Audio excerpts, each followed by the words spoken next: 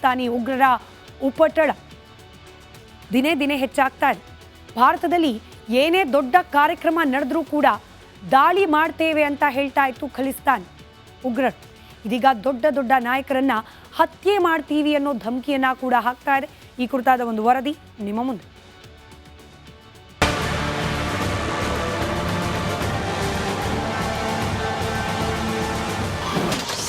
ಮೋದಿ ಅಮಿತ್ ಶಾ ಹತ್ಯೆ ಮಾಡುತ್ತೇವೆ, ಖಲಿಸ್ತಾನಿ ಭಯೋತ್ಪಾದಕರಿಂದ ಬೆದರಿಕೆ. ಖಲಿಸ್ತಾನಿ ಉಗ್ರರು ಭಾರತದ ವಿರುದ್ಧ ವಿಷ ಕಕ್ಕುತ್ತಲೇ ಇರ್ತಾರೆ. ಕೆನಡಾದಲ್ಲಿ ಕುಳಿತು ಭಾರತದಲ್ಲಿ ವಿಷ ಬೀಜ ಬಿತ್ತುತ್ತಾರೆ. ಬ್ರಿಟನ್ನಲ್ಲಿರೋ ಇಂಡಿಯಾ ಹೈಕಮಿಷನ್ ಮೇಲೆ ದಾಳಿ ಮಾಡ್ತಾರೆ. ಆಸ್ಟ್ರೇಲಿಯಾದಲ್ಲಿ ದೇಗುಲಗಳ ಮೇಲೆ ಅಟ್ಯಾಕ್ ಮಾಡ್ತಾರೆ. ಇದೀಗ ಪ್ರಧಾನಿ ಮೋದಿ, ಗೃಹ ಮಂತ್ರಿ ಅಮಿತ್ ಶಾ, ರಕ್ಷಣಾ ಸಚಿವ ರಾಜನಾಥ್ ಸಿಂಗ್, ಭದ್ರತಾ ಸಲಹೆಗಾರ ಅಜಿತ್ ದೋವಲ್ರನ್ನ ಹತ್ಯೆ ಮಾಡ್ತೀವಿ ಎಂದಿದ್ದಾರೆ. 2024 ಜುಲೈ 22ರಂದು ರಾಜನಾಥ್ ಸಿಂಗ್ಗೆ ಬೆದರಿಕೆ ಕರೆ ಬಂದಿತ್ತು. ಭಾರತದ ಸಿಖ್ಖರ ಅಸ್ತಿತ್ವಕ್ಕೆ ಧಕ್ಕೆ ಬಂದಿದೆ. ನಮ್ಮ ಅಭಿಪ್ರಾಯಗಳಿಗೆ ಬೆಲೆ ಕೊಡದೇ ಇದ್ರೆ ಜನಪ್ರತಿನಿಧಿಗಳು ಮನೆಯಿಂದ ಹೊರಬರೋಕೆ ಬಿಡಲ್ಲ ಅಂದಿದ್ದಾರಂತೆ. ಸಿಖ್ ಫಾರ್ ಜಸ್ಟಿಸ್ ನಿಷೇಧ ಮುಂದುವರಿಕೆ. ಕೆಲವು ವರ್ಷಗಳ ಹಿಂದೆಯೇ ಎಸ್ಎಫ್ಜೆ ಉಗ್ರ ಸಂಘಟನೆಯನ್ನ ಮೋದಿ ಸರ್ಕಾರ ಬ್ಯಾನ್ ಮಾಡಿತ್ತು. ಅದನ್ನ ಮುಂದುವರೆಸಲಾಗಿದೆ. Sikh for justice ban.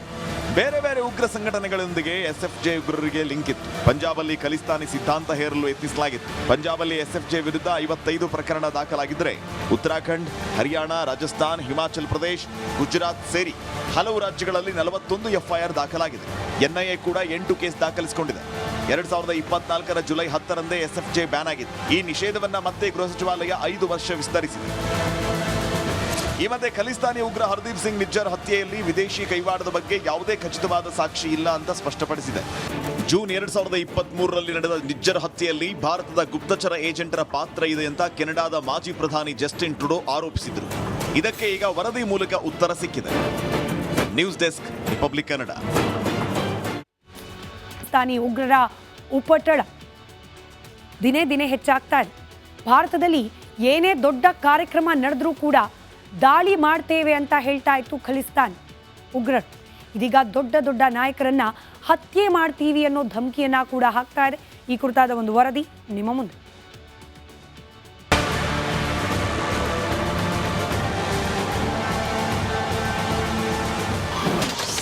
Modi Amit Shah ಹತ್ಯೆ ಮಾಡುತ್ತೇವೆ, ಖಲಿಸ್ತಾನಿ ಭಯೋತ್ಪಾದಕರಿಂದ ಬೆದರಿಕೆ.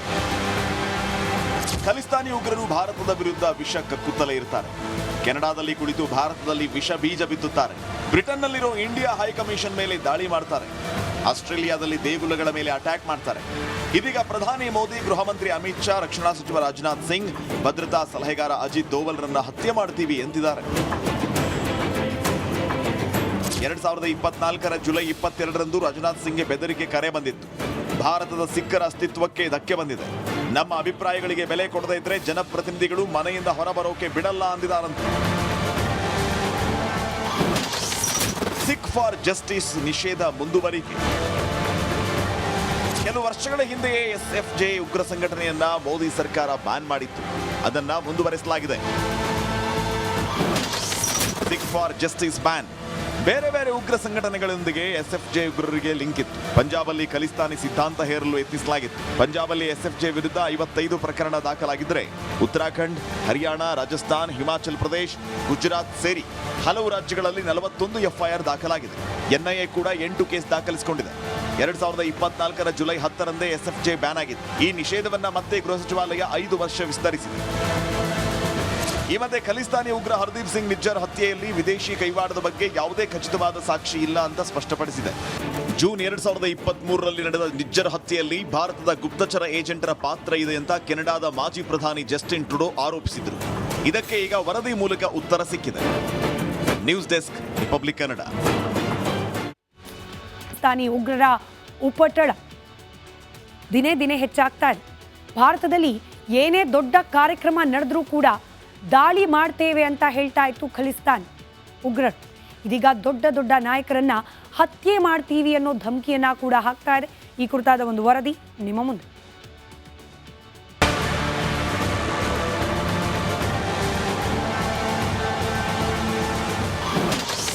ಮೋದಿ ಅಮಿತ್ ಶಾ ಹತ್ಯೆ ಮಾಡುತ್ತೇವೆ, ಖಲಿಸ್ತಾನಿ ಭಯೋತ್ಪಾದಕರಿಂದ ಬೆದರಿಕೆ.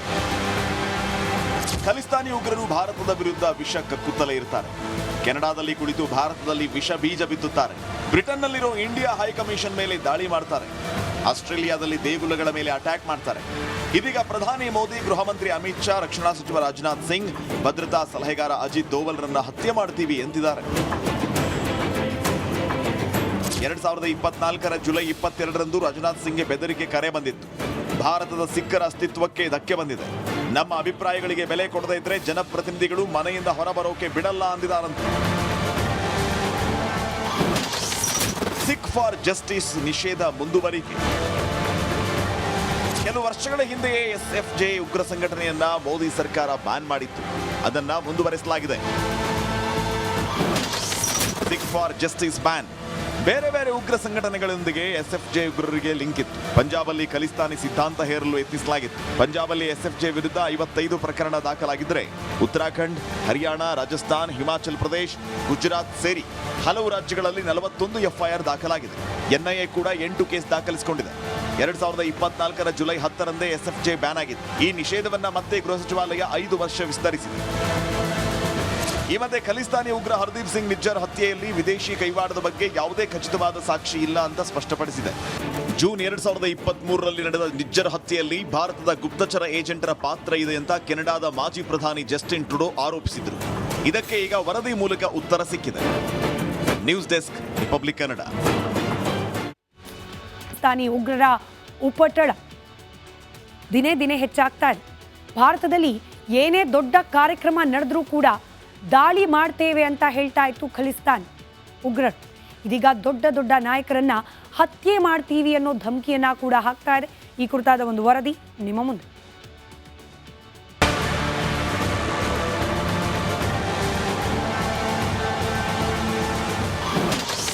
ಮೋದಿ, ಅಮಿತ್ ಶಾ ಹತ್ಯೆ ಮಾಡುತ್ತೇವೆ. ಖಲಿಸ್ತಾನಿ ಭಯೋತ್ಪಾದಕರಿಂದ ಬೆದರಿಕೆ. ಖಲಿಸ್ತಾನಿ ಉಗ್ರರು ಭಾರತದ ವಿರುದ್ಧ ವಿಷ ಕಕ್ಕುತ್ತಲೇ ಇರ್ತಾರೆ. ಕೆನಡಾದಲ್ಲಿ ಕುಳಿತು ಭಾರತದಲ್ಲಿ ವಿಷ ಬೀಜ ಬಿತ್ತುತ್ತಾರೆ.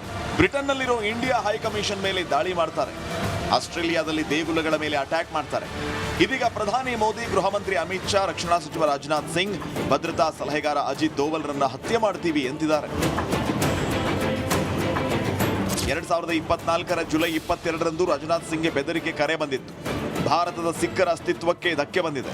ನಮ್ಮ ಅಭಿಪ್ರಾಯಗಳಿಗೆ ಬೆಲೆ ಕೊಡದೇ ಇದ್ರೆ ಜನಪ್ರತಿನಿಧಿಗಳು ಮನೆಯಿಂದ ಹೊರಬರೋಕೆ ಬಿಡಲ್ಲ ಅಂದಿದ್ದಾರಂತೆ. ಸಿಖ್ ಫಾರ್ ಜಸ್ಟಿಸ್ ನಿಷೇಧ ಮುಂದುವರಿಕೆ. ಕೆಲವು ವರ್ಷಗಳ ಹಿಂದೆಯೇ SFJ ಉಗ್ರ ಸಂಘಟನೆಯನ್ನ ಮೋದಿ ಸರ್ಕಾರ ಬ್ಯಾನ್ ಮಾಡಿತ್ತು. ಅದನ್ನ ಮುಂದುವರೆಸಲಾಗಿದೆ. Sikh for justice ban. ಬೇರೆ ಬೇರೆ ಉಗ್ರ ಸಂಘಟನೆಗಳೊಂದಿಗೆ SFJ ಉಗ್ರರಿಗೆ ಲಿಂಕ್ ಇತ್ತು. ಪಂಜಾಬಲ್ಲಿ ಖಲಿಸ್ತಾನಿ ಸಿದ್ಧಾಂತ ಹೇರಲು ಯತ್ನಿಸಲಾಗಿತ್ತು. ಪಂಜಾಬಲ್ಲಿ SFJ ವಿರುದ್ಧ 55 ಪ್ರಕರಣ ದಾಖಲಾಗಿದ್ದರೆ ಉತ್ತರಾಖಂಡ್, ಹರಿಯಾಣ, ರಾಜಸ್ಥಾನ್, ಹಿಮಾಚಲ್ ಪ್ರದೇಶ್, ಗುಜರಾತ್ ಸೇರಿ ಹಲವು ರಾಜ್ಯಗಳಲ್ಲಿ 41 FIR ದಾಖಲಾಗಿದೆ. NIA ಕೂಡ 8 ಕೇಸ್ ದಾಖಲಿಸಿಕೊಂಡಿದೆ. 2024 ಜುಲೈ 10ರಂದೇ SFJ ಬ್ಯಾನ್ ಆಗಿದೆ. ಈ ನಿಷೇಧವನ್ನ ಮತ್ತೆ ಗೃಹ ಸಚಿವಾಲಯ 5 ವರ್ಷ ವಿಸ್ತರಿಸಿದೆ. ಈ ಮಧ್ಯೆ ಖಲಿಸ್ತಾನಿ ಉಗ್ರ ಹರ್ದೀಪ್ ಸಿಂಗ್ ನಿಜ್ಜರ್ ಹತ್ಯೆಯಲ್ಲಿ ವಿದೇಶಿ ಕೈವಾಡದ ಬಗ್ಗೆ ಯಾವುದೇ ಖಚಿತವಾದ ಸಾಕ್ಷಿ ಇಲ್ಲ ಅಂತ ಸ್ಪಷ್ಟಪಡಿಸಿದೆ. ಜೂನ್ 2023ರಲ್ಲಿ ನಡೆದ ನಿಜ್ಜರ್ ಹತ್ಯೆಯಲ್ಲಿ ಭಾರತದ ಗುಪ್ತಚರ ಏಜೆಂಟರ ಪಾತ್ರ ಇದೆ ಅಂತ ಕೆನಡಾದ ಮಾಜಿ ಪ್ರಧಾನಿ ಜಸ್ಟಿನ್ ಟ್ರುಡೋ ಆರೋಪಿಸಿದರು. ಇದಕ್ಕೆ ಈಗ ವರದಿ ಮೂಲಕ ಉತ್ತರ ಸಿಕ್ಕಿದೆ. News desk, republic Kannada.